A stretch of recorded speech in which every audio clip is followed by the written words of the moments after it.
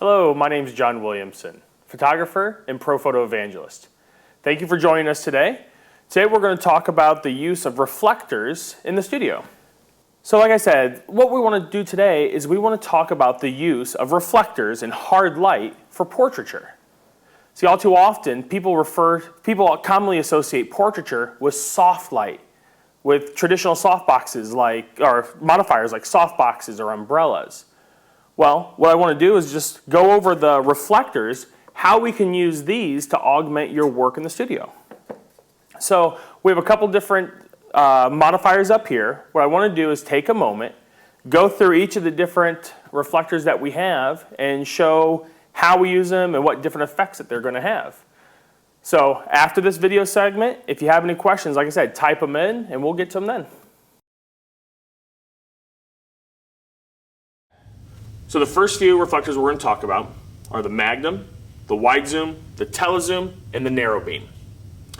The Magnum gives a spread of light that has a hotter center, falls off on the edges.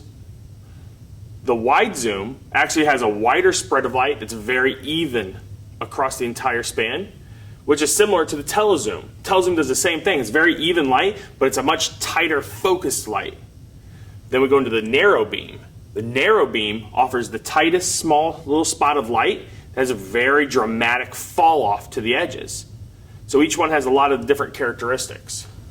Now I'm going to take a second and talk about our zoom reflectors.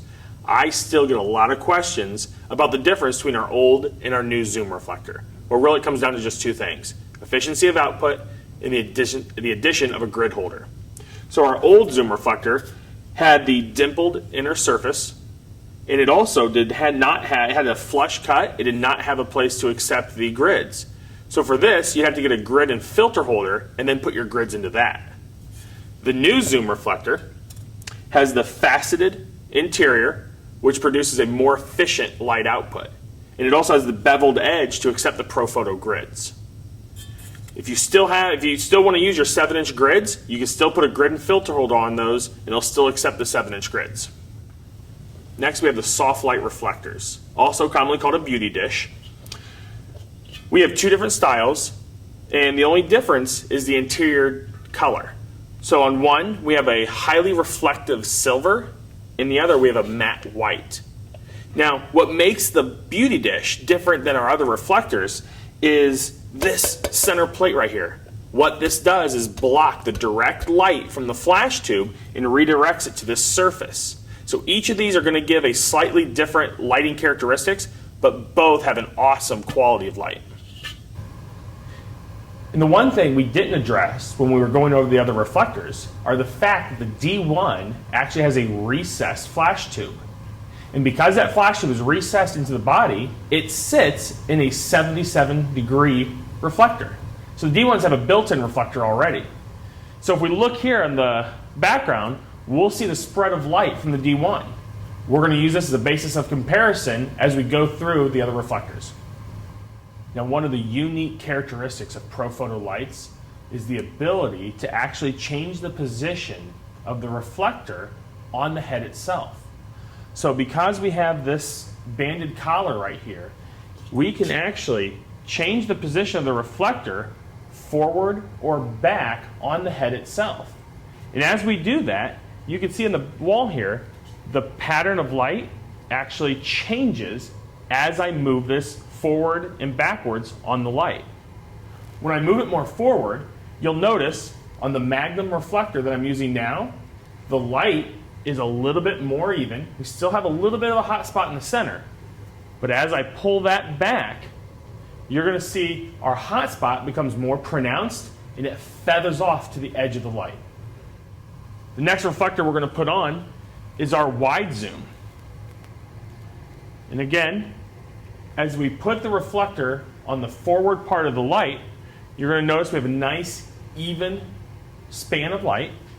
And as we move it back, although the light changes very little, what you'll see is a little additional feathering towards the edges. The telezoom, similar to the wide zoom, in that it's going to maintain an even spread of light across the entire span.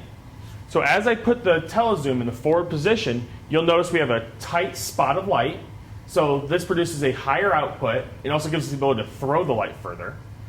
As we move it back, we're changing the angle of the light slightly, but you'll notice as I move this forwards and backwards, we're constantly maintaining an evenness of light across the entire span. As I move it into the furthest back position, you'll notice the edges just feather out a little bit more. The narrow beam reflector is very unique in the properties that it has. It produces a very small, very tight angle of light, but as we put this on in the forward position, you see we have almost an even spread of light, but it's very tight.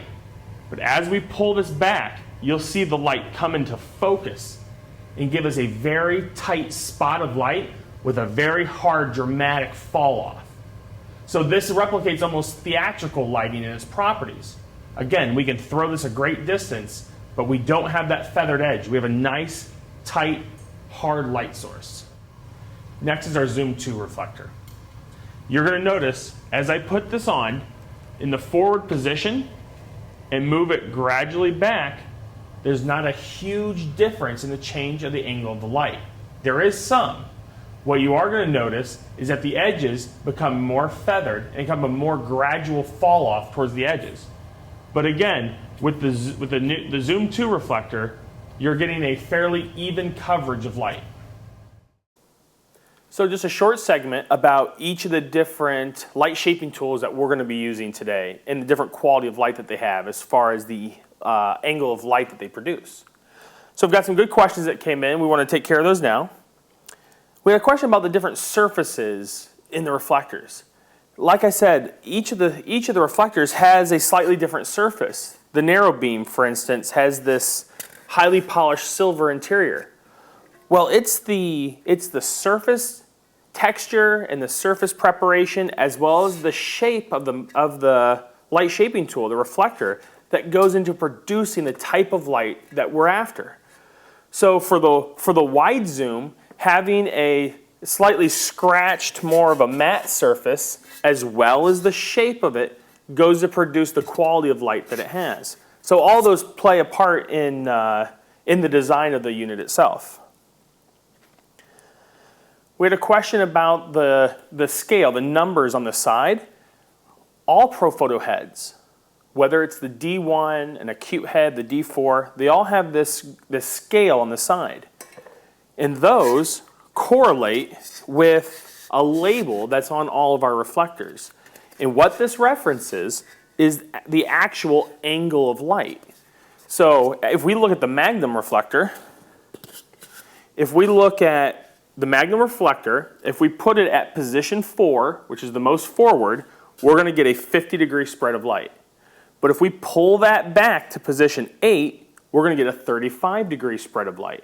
It's just a quick reference to kind of help you understand how that light's changing as you move it across the light. We also had a question about why we're not using a bare bulb. Well, the Profoto D1 was the first light that Profoto actually recessed the flash tube. So in essence, the flash tube is sitting in a reflector itself. It's a 77-degree reflector. The neat thing is yes, with a bare bulb, with no modifier, no light shaping tool, the light is quite a bit different between an acute head and the D1 head. But once you put a reflector on there, the characteristics of the reflector take over. I know I had a lot of questions. We've done exhaustive testing on this, and that qualities of light are actually going to be the same whether you're using an acute head with a dome or a D1 head. All right, so we've taken a look at what some of the different qualities of light are and how the angles of light change with each light shaping tool. Now what we want to do is actually take a look at them in use. A few weeks ago, we were back here in the studio and we shot a short segment on using each one of these. So what I did was, we obviously left our lights in the same position, but I also tried to have our model stay in the same position. So that when we went from reflector to reflector, you could see the quality of light and the differences between the span of light on the model as well as on the background. So let's take a look at this, and again, we'll answer some more of your questions when we get back. So now we're going to shoot with 3 of our reflectors. I've chosen the wide zoom, the narrow beam, and the Magnum. For a baseline, we're going to first shoot with the internal reflector of the D1. I have 2 D1s set up. I have one here as my main light source, and a second one just behind our subject. That one has a zoom 2 reflector on it with a 10-degree grid spot. I want that set up just behind my subject just to create a little bit of separation and acts as a rim light. What we want to look at here when we're comparing the quality of light from each of these different reflectors is how that light's falling onto our subject and how the overall spread of light affects our background and the overall tonality of the image. So we've already done the meter readings. We're shooting at ISO 100 at 125th of a second at f11. And that was metered using just the internal reflector. Great. Bethany, if I can have you put your hands on your hips, kind of roll your shoulders forward for me. Great, right there. Turn your chin this way just a little bit.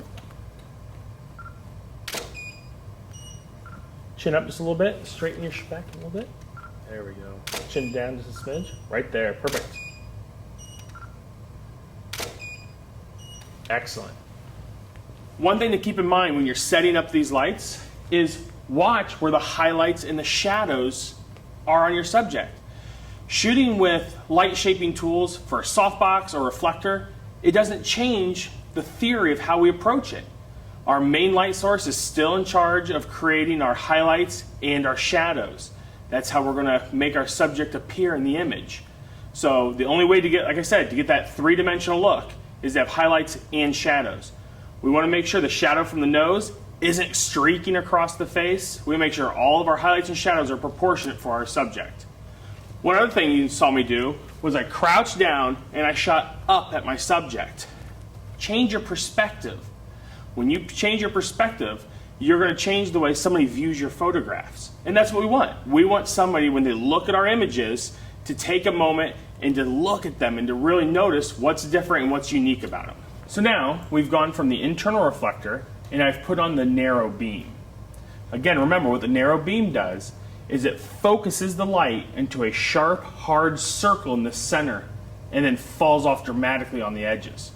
So what you're going to notice in the image is that her face is going to have a higher exposure value. It's going to fall off as it goes down her body. We're also going to have some amount of light that falls onto our background, but again, it's going to be different than the amount of light that's hitting our face because of that hard, sharp difference. Chin down just a little bit. Nice, right there. Good. Shoulders back. Arch your back just a little bit more. Now look up towards the corner of that softbox for me. Perfect. Now eyes right at me. You'll notice I didn't really have to change the position of my main light source. That's because when I set the light up for the internal reflector, I set it so the apex of that light, the center of that light, was right on my subject's face. And since all of our reflectors, all of our light shaping tools that we're using right now are going to utilize that same point of impact on our subject. So now I've gone to the wide zoom light shaping tool. What this is going to do, it's going to project the light in a greater angle, but also the light across that entire angle is going to be even. So I'm not going to have as great of an exposure value on her face, as there's not going to be as much fall off down her dress. They're still going to have more light spill onto the background than we did with the narrow beam.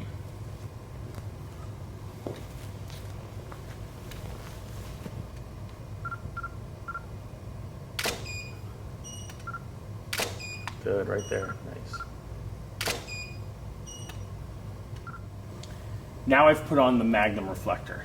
This is my favorite reflector to use for shooting this style of shot. So with the Magnum, we're going to have a really intense center, then a dramatic gradual fall off from there. So there's no hard line like we had with the narrow beam. It's a gradual transition, but it's steep, it's fast. It's a very dramatic difference from the center to the edges. And again, we've kept our main light source in that same spot that we're shooting because the apex of our light doesn't change with the different light shaping tools that we're using. Good, just like that. Good.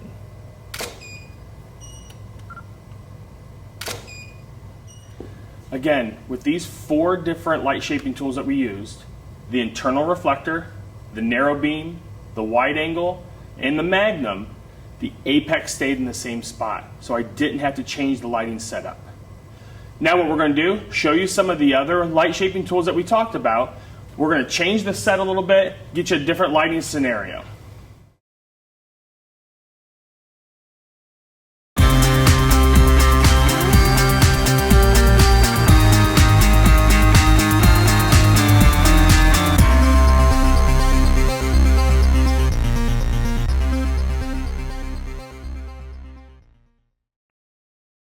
So again, that was a shoot that we had a couple weeks ago here in the studio.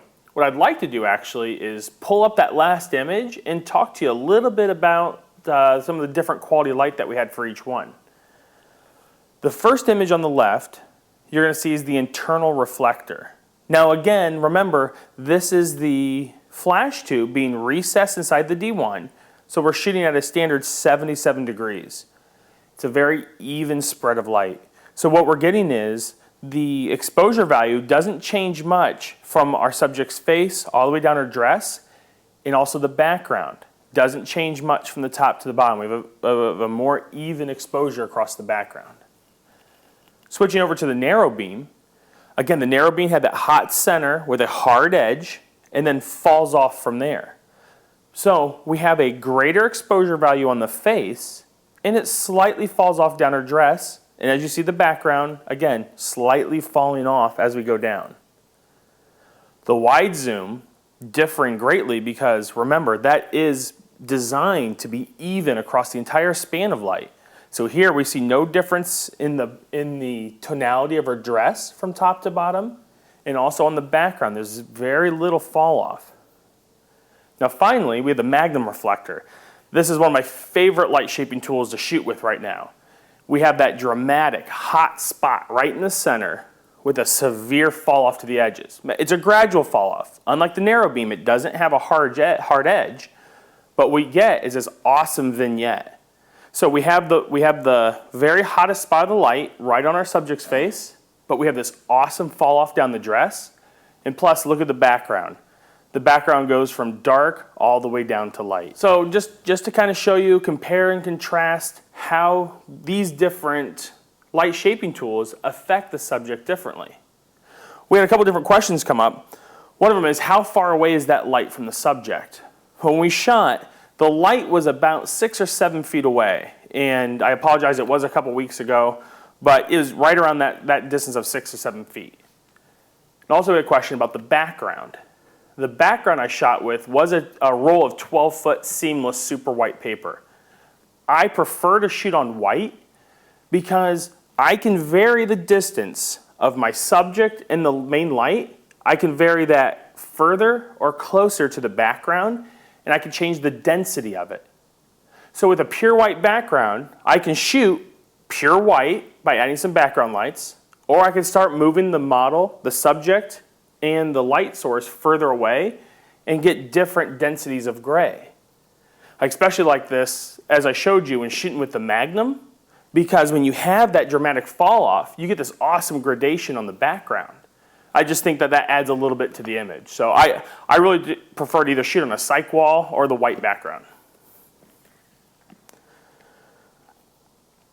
So, a question about the exposures. It said, were all 4 shots shot at the same exposure? What we did was, because we left the heads, the D1 heads static, we didn't move them, we never changed the power level on the heads themselves. But as the spread of light changes from our reflectors, our exposure had to change in the camera. Let's take the wide zoom, for instance. That had such an even exposure. It spread the light out evenly. When we switched to the Magnum, it got a definitive, very hot spot in the center.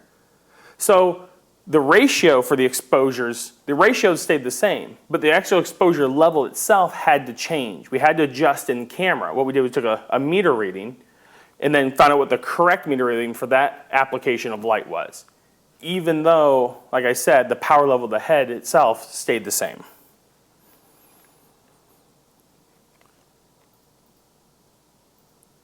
So another question was, roughly how many stops will you get going from spot to flood? So their question is, how many stops will you gain or lose as you adjust the reflector back and forth along the head? And it differs for every single head in every single application. So with the Magnum, it goes from relatively even with a slightly hot center to a very bright center. Well, that's going to be much different than the wide zoom. Remember on the wide zoom, when we had it all the way forward, when we pulled it back, all we did was feather the edges slightly. All we did was feather the edges slightly. So we didn't change the exposure at all in the center. So really that's a case by case for each of the different light shaping tools. All right, so that's it with these reflectors here. What we want to do now is show you a small video of shooting with the soft light reflectors. Because I mentioned that the quality of light, the spread of light doesn't change with these reflectors, and that's true. But we do get a slightly different effect when we go with a soft light reflector or a beauty dish. Since the beauty dish has that front plate on it, which redirects the light out to the edges, sometimes we can go with a small Pyrex dome attachment for the D1s, and that'll help spread the light out when you're using a beauty dish. Also, we had some questions about just shooting bare bulb, and you're right. The quality and the spread of light is vastly different when you're shooting bare bulb with no light shaping tool at all. So if you want that bare bulb look, that traditional look without any directionality, then that's why we have that Pyrex dome. Other than that, you will get that 77-degree spread of light from the D1s. So now what we're going to do is take a look at a video shooting with the soft light reflectors as well as the telezoom. Now we're going to use the soft light reflectors, also known as the beauty dish. Remember, we have two different surfaces. We have the coated white surface and we have the high polished silver surface.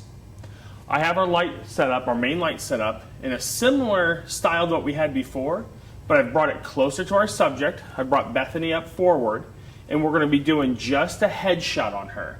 This is a great light shaping tool to use for this style of work. You notice I'm just doing a headshot, but I'm also having her put her hands on her hips. Just because you don't see it doesn't mean it doesn't affect the image. Having her pull her hands up is going to change the way her collarbones look, the way her shoulders set. So just because you're just doing a headshot doesn't mean you don't tell them how to stand or where to put their hips or their shoulders. It all plays a part in the way the body dynamics work in the image. Good. Right here. Again, right now we're shooting with the white soft light reflector. This is going to be a less specular option of the two. So now we're going to switch it over and put the silver one on.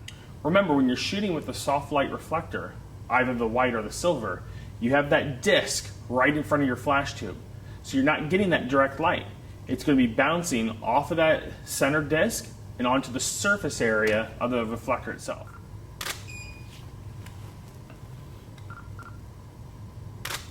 Remember, when we're talking about specularity, we're talking about a pinpoint reflection of light. This is going to change the tonality of the skin tone. So let's look at an example between the white and the silver soft light reflectors. So now we're using the telezoom reflector.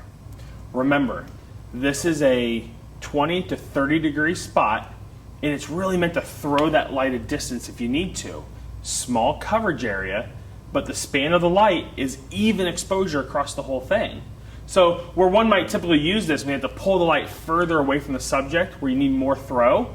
We've brought it in close to show as a representation against the other modifiers, the other light shaping tools that we've used. Up a little, arch your back just a little bit more. Good. Chin down, right there, perfect. Now we've gone to our Zoom 2 reflector. Now, because the D1s have that built-in 77-degree reflector, you might think that there's not going to be a big difference in these, but because of the way Profoto designs their reflectors, we can move that forwards and back in relationship to that flash tube. So when we have this more forward, what you're going to see is we're going to get a hotter spot in the center, allowing us to have a little bit more of that vignette, a little bit more of the fall off than what we would see with just the internal reflector.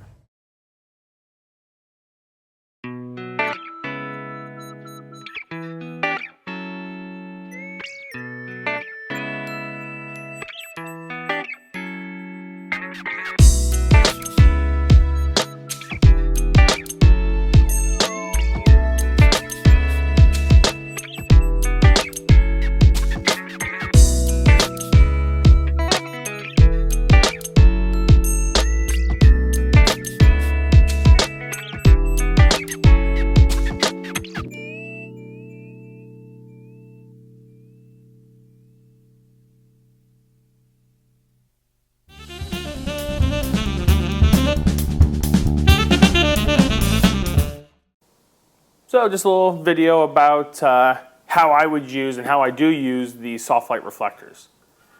Now we've got some really good questions in. One of them was addressing the plate. What happens is, since the beauty dish or the soft light reflector really differs from our other light shaping tools, our other reflectors, because we don't have the flash tube directly exposed to our subject. What we have is a plate offset by 4 or 5 inches.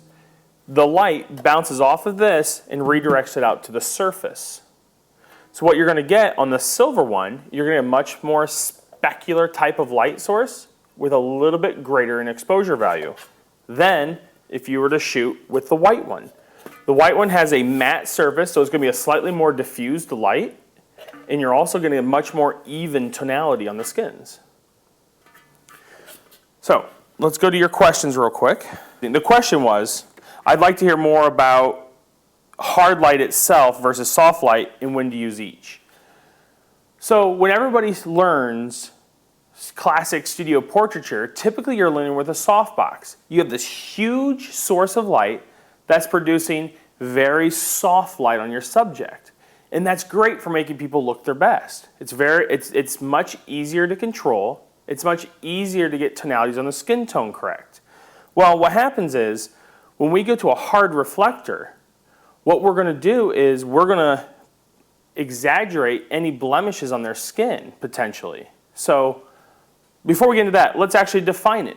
Soft light, what we're talking about there is a transition from highlights to shadows. If that transition is nice and gradual, well, that's a soft light. But if that transition is a sharp, crisp, defined line, well, then that's going to be a hard light. So let's look at an example of like senior pictures, a high school senior. If you have a high school senior that has a lot of acne on the face, and you use a hard modifier, like a soft light reflector up above, like we were doing in the video, shooting down, you can actually cause each of those blemishes on the skin to have a little bit of a highlight and a shadow. And if you have a whole bunch of highlights and a whole bunch of shadows, you're going to create texture in somebody's skin. That might not be what we want to do if we don't want to show off all those blemishes. A good way to hide that would be to use a soft light source where you have a much gradual transition and your eye isn't drawn to all that contrasty highlights and shadows on the face. Where you might want to use a hard light is the mood that you're trying to create. An alternative method to use, I use the Magnum a lot on guys because we can get this edgy, kind of a gritty look with it. Again, a lot of highlights, a lot of sharp shadows, and you create texture. That texture can be used to create mood, create atmosphere in your image. So there is an option. There are some different options for the soft light reflector. You can actually replace this disc with an opaque glass panel that can go in there. What that will do, that will allow more light to transmit through in this center area. So it does create a slightly different look, but again, another option that's very viable when shooting with the D1s.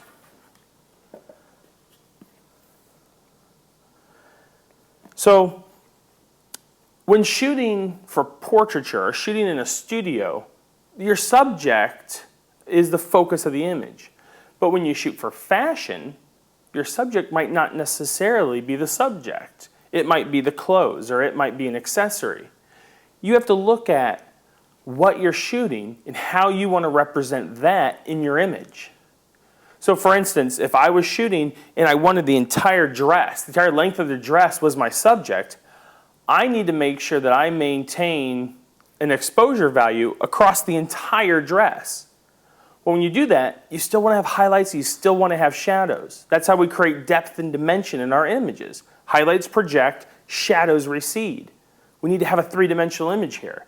So what I'd probably look for, where I showed you my example with the Magnum earlier, how my fall off went from her face and fell off down her dress, well, we might look for more of a fall off left to right. So a wide zoom or a narrow beam pulled way back will give you an even exposure on one side so you get the definition, and then the fall off left to right. Again, just different approaches. Again, if you have just an accessory that you're trying to highlight or trying to pinpoint in the image, Well, yeah, a Magnum coming in, exposing that area, then falling off, will draw attention to that object. So remember, your viewer's eye is going to go to the brightest point in the image. So the question was reflector position on the head. When I use the different reflectors, the D1, when you put it on the soft light reflector, it's going to fit flush, which is why some people, as we spoke about earlier, go with that Pyrex dome. But on the other reflectors, that's why we kind of went through and showed the different patterns of light on the wall. When I shot, I had all of them pulled all the way back. So I pulled them all the way far back as they can go on the light, so I can exaggerate or emphasize that style of light. So if you go back and look, for the Magnum, I wanted to pull it all the way back, so I got that hottest spot right in the center with that dramatic fall off. And with the narrow beam, or the wide zoom, pull it all the way back so the edges are a little bit more feathered. If I have it more forward, again, the edge is just a little bit more in focus. Just in case it was, which it didn't happen to be on this shot, I didn't want to catch that hard edge in the photo. I'd rather have it just feather off. Is the Magnum the same as the old school parabolics or something else? So the word parabolic, what we're referring to is a concentration of light. So a Magnum or the telezoom, those are going to be more of a parabolic source of light. That's going to concentrate that light into one area. You hear a lot of people talk about like a parabolic umbrella. It gets to be a generic term people throw around, because just because you have an umbrella in that shape doesn't necessarily make it parabolic, okay? It has to do with the concentration of light and the pattern of light coming out. So yeah, the Magnum, the telezoom, absolutely, they're great sources of light. Like I said, I'm a little bit partial to the Magnum myself. I use that one quite a bit. Do one more look here for any more questions. So the last question was, does that center glass produce a hard center spot? And the answer is no. It still won't produce a hard center spot. It's a frosted plate that goes in there, so it's not a clear plate, it is frosted. But what you're going to do is allow a little bit more light transmission. So it just changes the look of the light a little bit. For the most part, if you're somebody who has existing Profoto gear, and you're now starting to augment the D1 into your range of tools that you have available, then you might want to look at something like that Pyrex dome or that glass plate just to help out the quality of light that you get from the soft light reflector. If the D1s are your first set of lights, or your first set of Profoto lights, there's no need to go with these other options that are available, because the light that comes out of here is beautiful. It's a great quality of light. But it just differs a little bit when using the soft light reflectors when you have existing Profoto gear. So I want to thank everybody for coming once again. If you have any more questions, the chat line is going to be open for just a little bit. We're going to be answering some questions in there. And again, if you had any flickering or if you had missed part of the segment, remember, this webinar is being recorded and you can download it in high resolution off the Profoto website.